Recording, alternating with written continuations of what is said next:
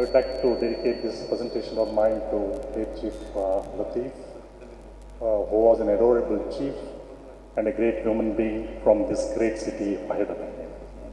I will be discussing the Fourier trial where PCSK9 inhibitor evolocumab was used and what is its impact on the lipid targets in future.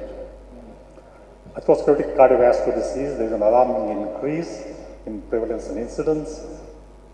Prevention holds the key for success in this battle against atherosclerotic cardiovascular disease. Dyslipidemia is one of the major modifiable risk factors, and when treating dyslipidemia, the focus is on LDL target. And while reducing LDL cholesterol, we have already therapeutic lifestyle changes, statins and ezetimibe on board, and now PCSK9 inhibitors are knocking on the door. What is this PCSK9? This is a pro-protein convertase substitution hexene type 9. This degrades the LDL receptors, so the LDL cholesterol goes up. So if you give PCSK9 inhibitors, it will reduce the degradation of LDL receptors, the LDL cholesterol will come down, and in this study, Fourier, evolocumab was used, which is a fully humanized monoclonal antibody. Bioavailability is 72% and half-life is 11 to 17 days. In this Fourier trial, 27,000 patients, high-risk, stable patients with established cardiovascular disease were studied. They did not reach the LDL cholesterol of less than 70 when they were randomized to evolocumab versus placebo. And at the end of 2.2 years, the LDL cholesterol came down from 92 milligram to 30 milligram. So evolocumab over and above statin not only brought down the LDL cholesterol by 59%, it also reduced non-HDL cholesterol by 51%, ApoB 46%, LPA by 27%, triglyceride by 16%, and HDL cholesterol increased by 8%. And this reduction in LDL translated into a significant reduction in the risk of primary endpoints of cardiovascular death, MI, stroke, hospitalization for unstable angina, or coronary revascularization, and this was by absolute 2 percentage points and statistically highly significant. It also reduced the secondary endpoints again by 2% absolute, cardiovascular death, MI, and stroke. The reduction in LDL cholesterol takes some time, but it grows in time. As you see in this, in the first year, there was 16% risk reduction, whereas in the second following year, there was 25% risk reduction in the key secondary endpoints, as well as fatal, non-fatal, MI, and stroke. So lower is better, and this benefit accrues down to the level of 20 milligrams of LDL cholesterol. So with this low LDL we are achieving, are there any concerns about the safety? The study shows there is no concern because there is no difference between the two groups as far as adverse events are concerned, except probably the injection site reaction with evolocumab.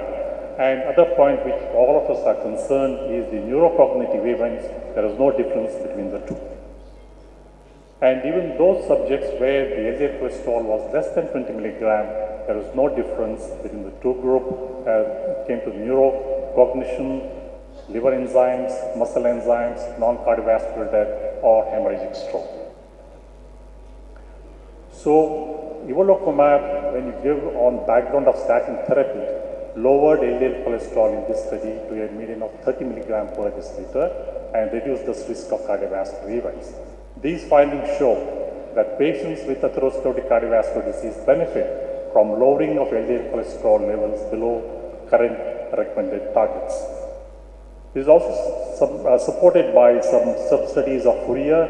When you looked at the diabetic population, it effectively reduced the LDL cholesterol in this diabetic population and reduced the risk of endpoints.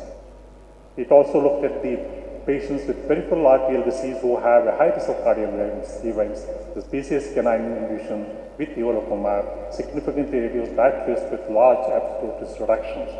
Moreover, lowering of LDL cholesterol with evolocumab also reduced risk of major adverse events.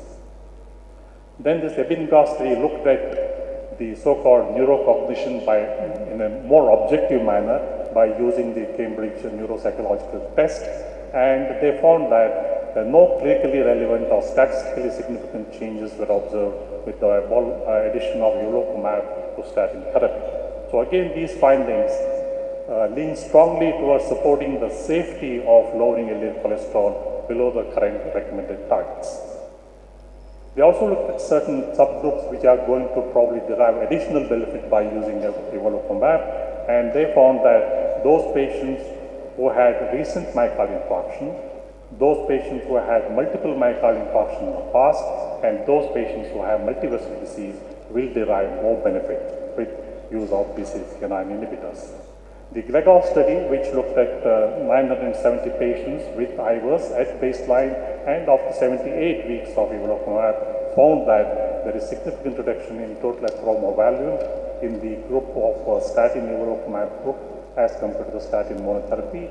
Also, nearly 81% of them patients showed regression as compared to only 48% patients who are on statin monotherapy.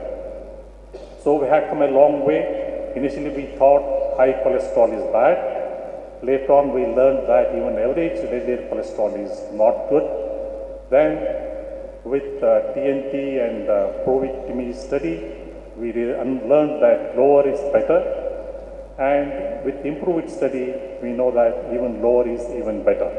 With this FOURIER study, we now know that lowest is the best. But PCSK9 inhibitors are pricey. They are quite expensive. So do we have certain group of patients who are going to benefit much more? So they try to identify what is called the highest risk, highest benefit group. So we should adopt this strategy of highest risk, highest benefit group.